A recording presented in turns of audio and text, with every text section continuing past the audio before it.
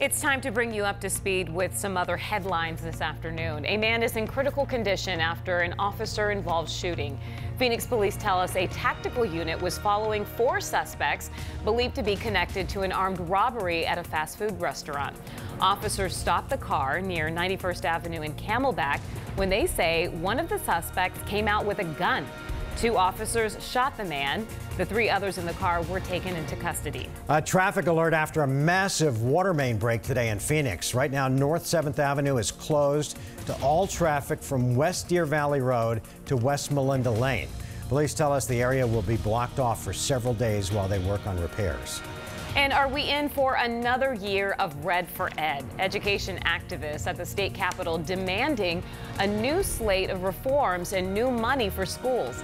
Today, the Arizona Education Association outlined 5 principles they want to see adopted by lawmakers this session, including $1 billion more in annual revenue. They warn that educators are prepared to strike again. Reverend Proctor Murphy calls the lack of funding a moral issue. A generation of young people have been affected by our neglect, jeopardizing their future and the future of our state.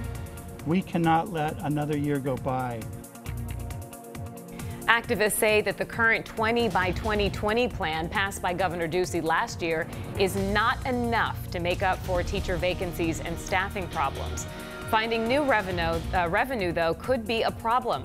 Governor Ducey has already vowed not to raise taxes. A Glendale woman's been arrested in the murder of a nail salon owner in Las Vegas. Police were searching for 22-year-old Crystal Whipple. The story made national headlines when Whipple allegedly ran over the manicurist, killing her after a dispute over the bill. Police say the 22-year-old tried to pay for the manicure with a fraudulent credit card and then tried to drive away and hit the worker. President Donald Trump's former lawyer, Michael Cohen, has agreed to publicly testify before U.S. House lawmakers next month before he goes to prison. Cohen will appear before the House Oversight Committee on February 7th.